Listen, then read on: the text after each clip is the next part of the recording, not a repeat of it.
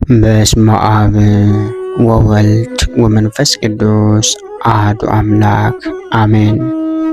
እንኳን በመጋቢት 20 ቀን ታስበውና ተከብረው ለሚውሉ ለቅዱሳን በዓላት በዚችም ዕለት የክብር ባለቤት ጌታችን መድኃኒታችን ኢየሱስ ክርስቶስ ጻድቅ አልዓዛርን ከሞት በኋላ በአራተኛው ቀን ከሙታን ለይቶ ላስነሳበት መታሰቢያ በዓል የእስክንድርያ 57ኛው ሊቃነ ጳጳሳት የሆነ ሊቀ ጳጳሳት አባ ሚካኤል የዕረፍቱ መታሰቢያ በዓል ተመሰገነችና የከበረች ተጋዳይ የሆነች ቅድስት አስጠራኖጢቃ ስለ ክርስቶስ ምስክር የሆነችበት የዕረፍቷ መታሰቢያ በዓል በሰላም አደረሳችሁ አደረሰን። ቅዱስ አልዓዛር ጻድቅ ሐዋርያ። መጋቢት 20 በዚችም ዕለት የክብር ባለቤት ጌታችን መድኃኒታችን ኢየሱስ ክርስቶስ ጻድቅ ሰው አልዓዛርን ከሞተ በኋላ በአራተኛው ቀን ከሙታን ለይቶ አስነስቶት ነበርና ስለዚህችም ምልክት ገናናነት ብዙዎች ያመኑበት። ይህ ጻድቅ ሰው ከእስራኤል ልጆች ውስጥ ነው። ማርያና ማርታ የተባሉ ሁለት እህቶችም አሉት። ማርያም የክብር ባለቤት ጌታችን መድኃኒታችን ኢየሱስ ክርስቶስን ሽቶ የቀባችው ናት። እርሱም ለጌታ ደቀ መዛሙርቶቹ ናቸው። ስለ ምግባራቸውም ጌታችን ይወዳቸዋል። ሁሉም ያላገቡ ደናግል ናቸው። በሰው ወገን ሁሉ ላይ የተቆረጠና የተወሰነው ሰዎችም ሊጠጡት ያላቸውን የሞት ጽዋን የሚጠጣበትና እጁን ለሞት የሚሰጥበት ለዚህ ጻድቅ ጊዜው ሲደርስ እርሱም እጁን በመስጠት አረፈ። የክብር ባለቤት ጌታችን መድኃኒታችን ኢየሱስ ክርስቶስ ግን የሚሰራውን ያውቃልና መጀመሪያ ከሞት አላዳነውም። ጠርቶ እስከሚያስነሳው ድረስ ሞቶ በመቃብር 4 ቀን እንዲኖር በዚህ በ4 ቀንም ጻድቃንን ማደሪያዎችንና የኃጥአን የስቃይ ቦታዎችን እንዳይ ተወው እንጂ አላዳነውም። ያን ጊዜ ታላቅ ምልክት ትሆናለች። ከ4 ቀኖችም በኋላ የክብር ባለቤት ጌታችን መድኃኒታችን ኢየሱስ ክርስቶስ ወደ እርሱ መጥቶ አልዓዛር ና ውጣ ብሎ ከመቃብር ውስጥ ጠራው። ያን ጊዜ እጆቹና እግሮቹ እንደታሰሩ ሙታኖችንም እንደሚጠቀልሏቸው በሰበን ፊቱ ተጠቅልሎ ወጣ። እጆቹና እግሮቹ እንደተጠቀለሉና እንደታሰሩ ከመቃብር የመውጣቱ ምክንያት ሰዎች ሁሉ መሞቱን እንዲረዱ ሌሎቹም ይህ በመካከላቸው በስምምነት የሆነ ነው ብለው እንዳያስቡ፣ ስለዚህም እንደገነዙት ሆኖ እንዲወጣ ጌታችን አዘዘው። ይህችን ምልክት እንድትሆን ከሃዲዎችም በመቃብር ውስጥ ሕያው እንደነበር ቢያስቡም እጆቹና እግሮቹ ፊቱም እንደተጠቀለሉ እንዴት ይወጣ ነበር? እኛ የክርስቲያኖች ወገኖች ግን የክብር ባለቤት ጌታችን መድኃኒታችን ኢየሱስ ክርስቶስ ከ4 ቀኖች በኋላ አልዓዛርን ያስነሳው እርሱ እንደሆነ እናምናለን እንታመናለንም። እርሱ በሥራው ሁሉ ላይ ችሎታ አለውና። በዚህ ዕለት ታስቦና ተከብሮ የሚለው ሌላው ቅዱስ አባታችን አባ ሚካኤል ሊቀ ጳጳሳት ነው። በዚች ቀን በእስክንድርያ ከተሾሙ አባቶች ሊቃነ ጳጳሳት 57ኛ የሆነ የከበረ አባት የእስክንድርያ ሊቀ ጳጳሳት አባ ሚካኤል አረፈ። ይህ አባት በሹመቱ ወራት ብዙ ሐዘንና መከራ ደረሰበት። ጎህ በሚባል ሀገር የተሾመ የዚህን ኃላፊውን ዓለም ክብር የሚወድ አንድ ክፉ ኤጲስቆጶስ ነበረ። በሀገረ ስብከቱም ውስጥ ደነው ሰሬ በሚባል ሀገር ያሉ ምዕመናን የቤተ ክርስቲያናቸውን ሕንፃዎች አደሱም። ያከብሯትን በፈለጉ ጊዜ የአገር ታላላቆች ከእርሳቸው ሊባረኩ ወደው ወደ ሊቀ ጳጳሳቱና በአገሩ ዙሪያ ያሉትን ኤጲስቆጶሳት ልኮ እንዳስመጣቸው ይህንን ክፉ ኤጲስቆጶስ ለመኑት።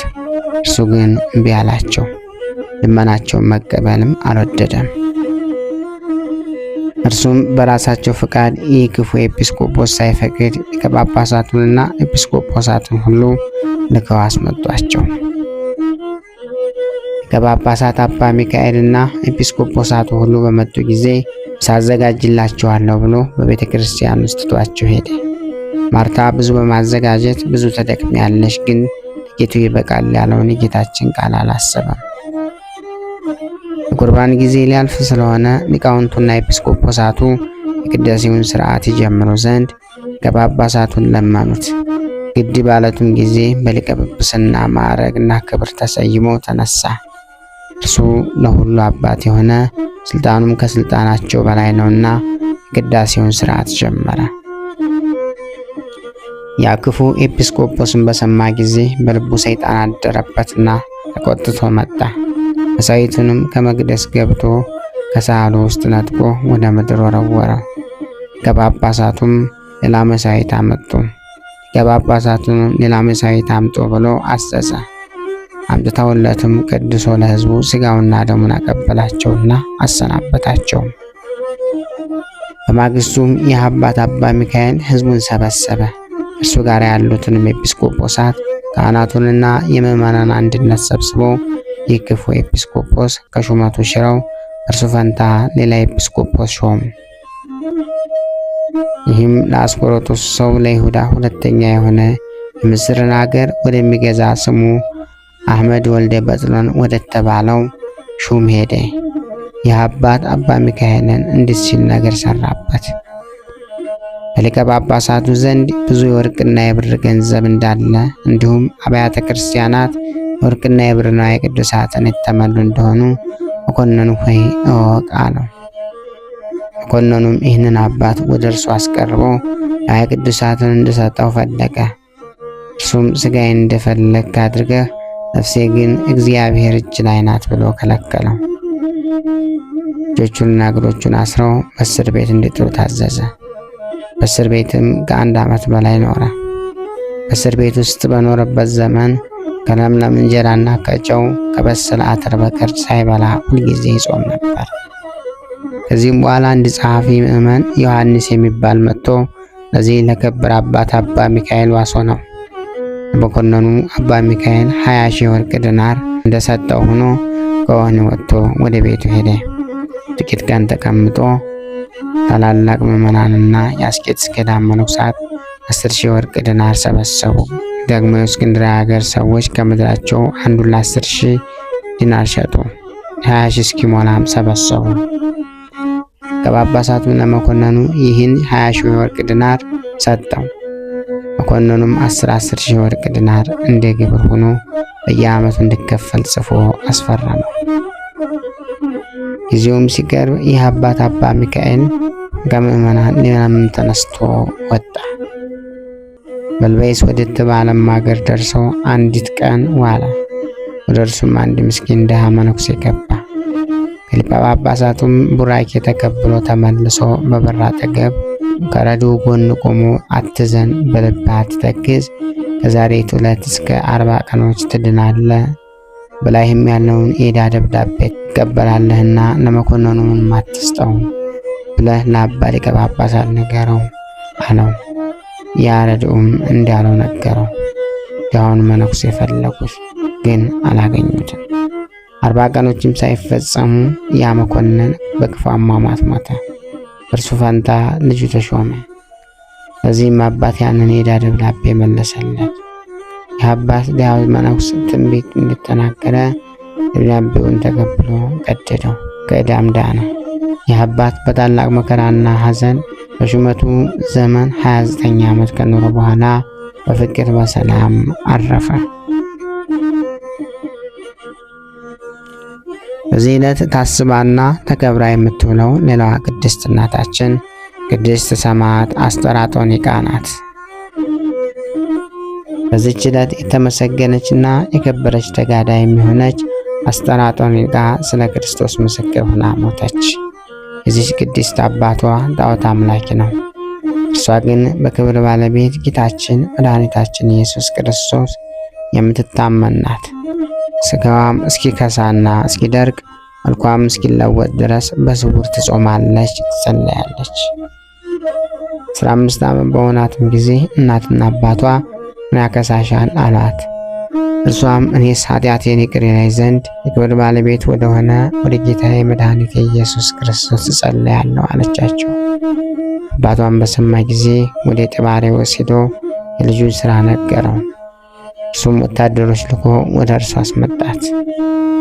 ጣዖትም እንድትሰግድ መኮንኑ አባበላት። እምቢ ባለችም ጊዜ ወደ ወህኒ ቤት አስገቧት። እናቷም ክርስቲያናዊት ናት። የመጣች በክብር ባለቤት በክርስቶስ እምነት ታበረታታት ነበር። ከዚህ በኋላ የብረት የሆነ የሰሌዳ ክርታስ ይሰሩላት ዘንድ በእሳትም ማግነው ክንዶቿ ከወገቦቿ ጋር አንድ እስክትሆን ድረስ እንዳጣብቋት አዘዘ። ይህንንም ባደረጉባት ጊዜ ያንን የብረት ክርታስ ሰብራ በደህና ወጣች። እጅግ ሕዝቡም አይተው በክብር ባለቤት በክርስቶስ 4700 ያህል አምነው በሰማዕትነት ሞቱ። የሰማዕትነትንም አክሊል ተቀዳጁ። ሁለተኛም ደግሞ ከእስር ቤት አስገቧት። ጥፍሮች ያሉት የብረት በሬ ሰሩላት። ሆዷን ያስወጓት ዘንድ ሊሰቅሏትም ወደ እርሷ አቀረቡት። ይህንንም ባደረጉባት ጊዜ በጌታ ኃይል በሬው ወዲያና ወዲህ ተከፈለ። ሕዝቡም ይህንን ባዩ ጊዜ ክብር ባለቤት ጌታችን መድኃኒታችን ኢየሱስ ክርስቶስ 5500 ሰው አምነው በሰማዕትነት አረፉ። ከዚህ በኋላ መርዝን ከተሞሉ እባቦች ጉድጓድ ውስጥ ጨመሯት። ሁለተኛም 4 ሰዎች የሚሸከሙትን ከባድ ድንጋይ አምጥተው በአንገቷ ላይ ሰቀሉ። በጸለየች ጊዜም ድንጋዩ ወደ 3 ተከፈለ። ብዙዎች ዓለማውያን በክርስቶስ አምነው በሰማዕትነት አረፉ። ለቅድስቲቱ ግን የብረት ምንቸት አዘጋጁላት። የፈላ እርሳስ በላዩ ያፈሱባት ዘንድ በነኩት ጊዜ በላያቸው ተሰባብሮ የሚያሰቃዩትን ገደላቸው። ንጉሡም አይቶ እጅግ ተበሳጨ። ራሷንም በሰይፍ ቆርጡ ዘንድ አዘዘ። ምስክርነቷን ከምትፈጽምበት ቦታም በደረሰች ጊዜ ወደ እግዚአብሔር ጸለየች።